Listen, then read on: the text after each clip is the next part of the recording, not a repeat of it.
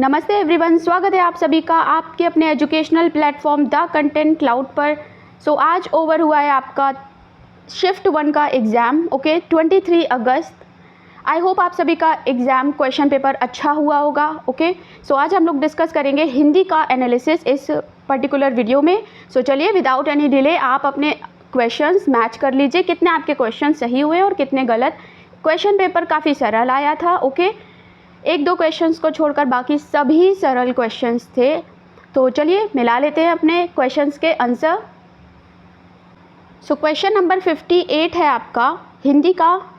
आपका जो सेट है वो कुछ भी ऊपर नीचे हो सकता है, आपको अपने क्वेश्चंस का आंसर मैच करना है। क्वेश्चन है आपका, एक और अजगरही लाखी एक और मृगराए, विकल बटोही बीच ही पर्यो मूर्छा खाए। इन पंक्तियों में कौन सा रस है आपको बताना है। करुण रस, रौद्र रस, भयानक रस या फिर वीर रस। तो क्या होगा करेक्ट आंसर? क्या आपने करेक्ट आंसर लगाया है? करेक्ट आंसर हो जाएगा आपका भयानक रस। नेक्स्ट है, निम्नलिखित में से कौन सा शब्द अलंकार नहीं है, आपसे नहीं पूछा है। शब्द अलंकार और अर्थालंकार आपको अलंकार के वीडियो में सेपरेटली बताए थे। तो श्लेष, रूपक, अनुप्रास और यमक में से कौन सा शब्द अलंकार नहीं है? करेक्ट आंसर हो जाएगा ऑप्शन बी, रूपक अलंकार। अगला प्रश्न है, जब दो व्यंजन एक साथ मिलते हैं तो उन्हें क्या कहते हैं? जब दो व्यंजन एक साथ मिलते हैं तो उन्हें कहते हैं संयुक्त व्यंजन। जिसने भी ऑप्शन संयुक्त व्यंजन टिक किया है उनका करेक्ट आंसर है। बढ़ते हैं अगले प्रश्न की ओर। नेक्स्ट क्वेश्चन है, अगम आगम शब्द युग्म का सही अर्थ है। अगम और आगम इन दोनों का सही अर्थ क्या है? अगम का अर्थ अगर देखें तो आपका दुर्लभ होता है, जहाँ भी आपको दुर्लभ पहले देखने को मिलेगा वही आपका करेक्ट आंसर हो जाएगा, ऑप्शन नंबर सी। दुर्लभ और आगम का अर्थ है उत्पत्ति। अगला क्वेश्चन है, निम्नलिखित में से मूक का अनेकार्थक शब्द कौन सा नहीं है? मूक, मूक का ऑप्शन दिया है आपको, शांत, विवश, गूंगा, चुप। तो कौन सा नहीं है पूछा है। करेक्ट आंसर हो जाएगा ऑप्शन नंबर बी, विवश। मूक का अर्थ आपका विवश होना नहीं होता है। बढ़ते हैं अगले प्रश्न की ओर। निजवाचक सर्वनाम का प्रयोग किस वाक्य में हुआ है? निजवाचक सर्वनाम का प्रयोग किस वाक्य में हुआ है? अपनों से क्या छिपाना, यह मेरी निजी पुस्तक है, आप भला तो जग भला, आज अपनापन कहाँ है। करेक्ट आंसर हो जाएगा ऑप्शन नंबर बी, आप भला तो जग भला। बढ़ते हैं अगले प्रश्न की ओर। क्या भूलूं क्या याद करूं हरिवंश राय बच्चन की आत्मकथा श्रृंखला का कौन सा भाग है? दूसरा, पहला, चौथा, तीसरा। तो ये है आपका पहला भाग। नेक्स्ट क्वेश्चन है, हिंदी भाषा के लिए साहित्य अकेडमी पुरस्कार के प्रथम विजेता कौन हैं? हिंदी भाषा के लिए साहित्य अकेडमी पुरस्कार आपका मिला है माखन लाल चतुर्वेदी जी को। अगर आपसे ज्ञानपीठ पूछता तो ज्ञानपीठ पुरस्कार आपका सुमित्रा नंदन पंत को मिला था। नेक्स्ट है, निम्नलिखित में से वयोवृद्ध शब्द का सही संधि विक्षेप कौन सा है? वयोवृद्ध। करेक्ट आंसर हो जाएगा वयाह प्लस वृद्ध, वयाह प्लस वृद्ध यानी option number D, right. Next question है, 2019 का साहित्य अकेडमी पुरस्कार किस रचनाकार को दिया गया था? ये आपका थोड़ा डिफिकल्ट क्वेश्चन था। 2019 का साहित्य पुरस्कार मिला था आपका नंद किशोर आचार्य।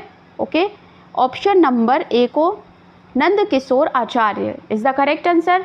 बढ़ते हैं अगले क्वेश्चन की ओर। अगला क्वेश्चन है, देश प्रेम में कौन सा समास है? देश प्रेम में कौन सा समास है? करेक्ट आंसर हो जाएगा यहाँ पर आपका तत्पुरुष समास। देश प्रेम, देश के लिए प्रेम, तत्पुरुष समास एकदम सही हो जाएगा।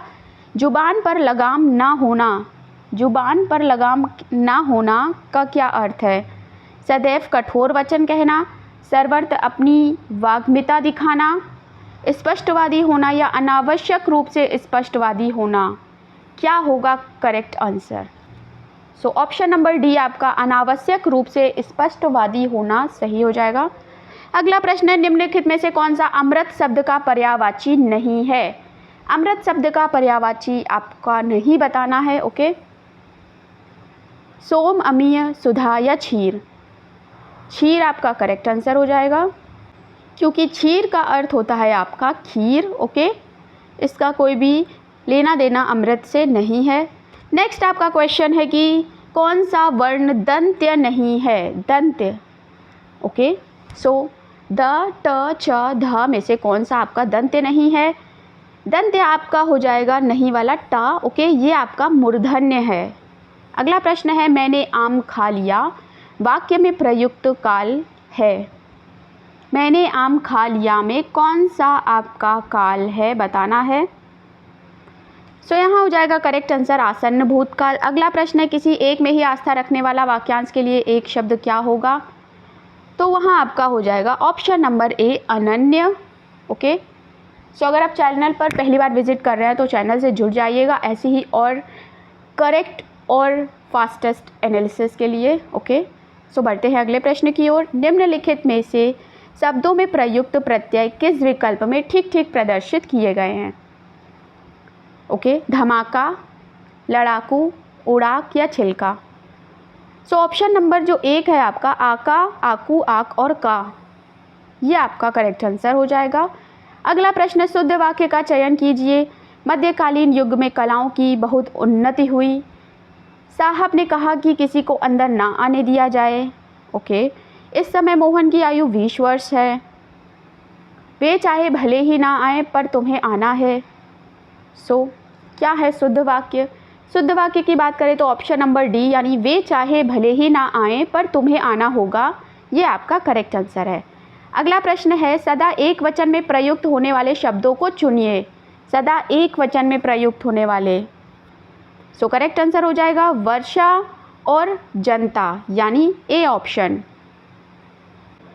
बढ़ते हैं अगले प्रश्न की ओर। राजा शब्द के लिए पर्यायवाची शब्द चुनिए। गोविंद, लंकेश, रघुवीर और नरेंद्र। राजा शब्द का पर्यायवाची है आपका नरेंद्र। नर, नरों में इंद्र अर्थात नरेंद्र राजा।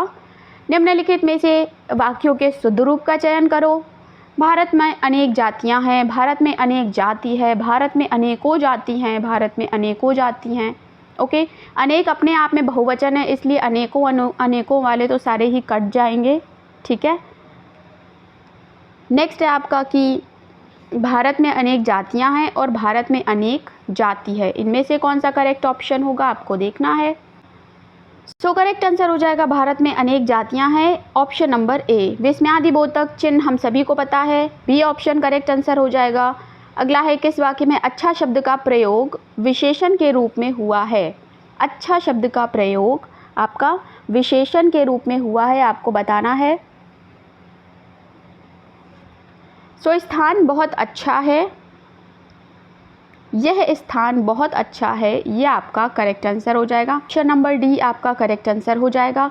अगला क्वेश्चन है प्रेम सागर के रचनाकार है, तो प्रेम सागर के रचनाकार आपके कौन हैं आपको बताने हैं। लल्लू लाल, सुंदरदास, सदल मिश्रा या फिर उस्मान।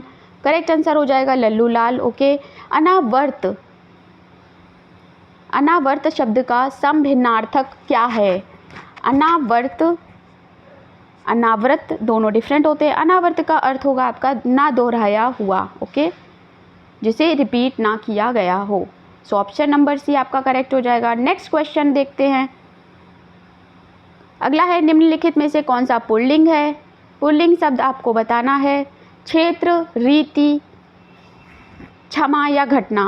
तो आपको अच्छा या अच्छी लगा दें, सभी वर्णों के आगे आपको पुल्लिंग स्त्रीलिंग का भेद पता चल जाएगा। क्षेत्र अच्छा है, रीति आई, क्षमा की, घटना हुई, ओके। तो क्षेत्र आपका करेक्ट आंसर यहाँ पर हो जाएगा। अगला प्रश्न है कि अशौच और अशौच शब्द में शब्द युग्म का सही विकल्प क्या होगा? अशौच और अशोच। अशोच का अर्थ होता है बिना सोच के और अशौच का अर्थ होता है अशुद्धि, यानी ऑप्शन नंबर सी आपका करेक्ट आंसर हो जाएगा। 86 की बात करें तो आग लगने पर कुआं खोदना, यह आपका लोकोक्ति है, इसका अर्थ क्या होगा? आग लगने पर कुआं खोदना का अर्थ क्या होगा?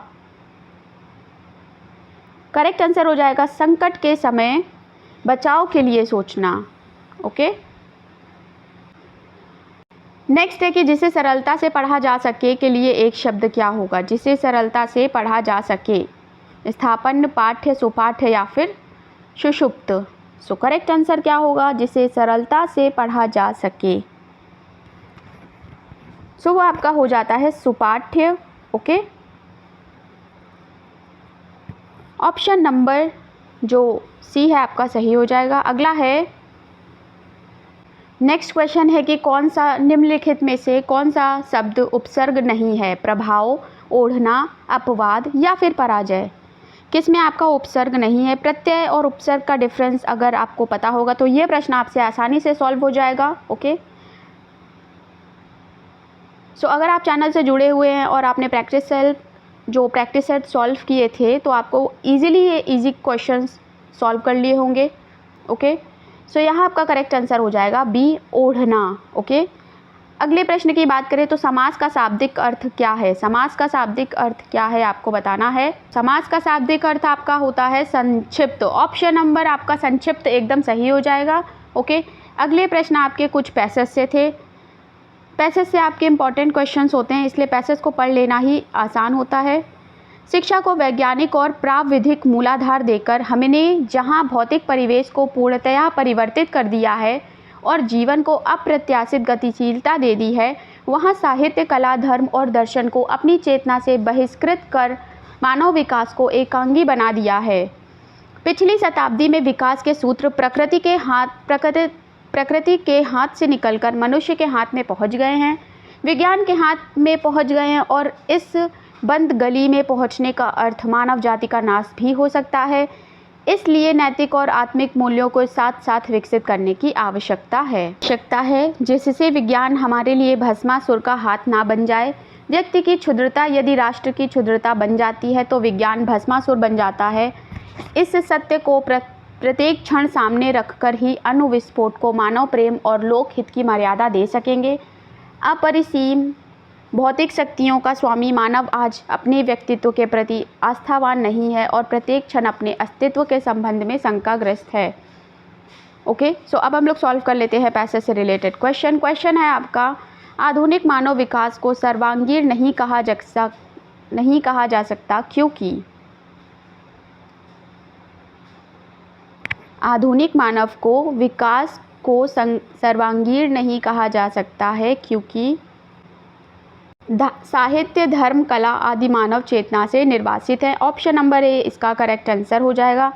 अगला प्रश्न है कि अणुविस्फोट को मानवतावादी की मर्यादा देना तभी संभव है जब व्यक्ति की क्षुद्रता को राष्ट्र की क्षुद्रता ना बनने दिया जाए। Option number C is the correct answer. अगला क्वेश्चन है, आज का मानव अपने व्यक्तित्व और अस्तित्व के प्रति इसलिए शंकालु है क्योंकि। आज का मानव अपने व्यक्तित्व और अस्तित्व के लिए इसलिए शंकालु है क्योंकि वह विज्ञान की विध्वंसक शक्तियों से भयभीत है।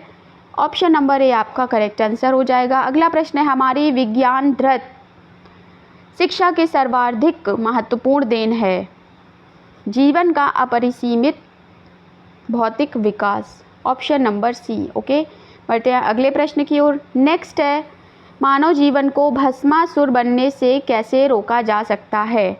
मानव जीवन को भस्मासुर बनने से कैसे रोका जा सकता है आपको बताना है। ऑप्शन नंबर आपका डी करेक्ट आंसर हो जाएगा, नैतिक आत्मिक मूल्यों को विकसित करके। ओके, बढ़ते हैं अगले प्रश्न की ओर। सो यहाँ फिनिश हो जाते हैं हमारे हिंदी के सारे ही क्वेश्चंस के करेक्ट आंसर्स। आप लोग अपने क्वेश्चंस के आंसर मिला लीजिए और देखिए कि आपके कितने क्वेश्चंस सही हो गए हैं, कितने आपके गलत हो गए हैं। आई होप आपके क्वेश्चंस गलत ना हुए हों। ओके, लेकिन जल्दबाजी के चलते हम अपने क्वेश्चंस को गलत कर देते हैं। जिनका भी एग्ज़ाम अगला आने वाला है वे सभी ये गलती ना करें, जल्दबाजी में कोई भी प्रश्न को हल ना करें। ओके, सो मिलते हैं नेक्स्ट एनालिसिस के साथ। Thanks for watching.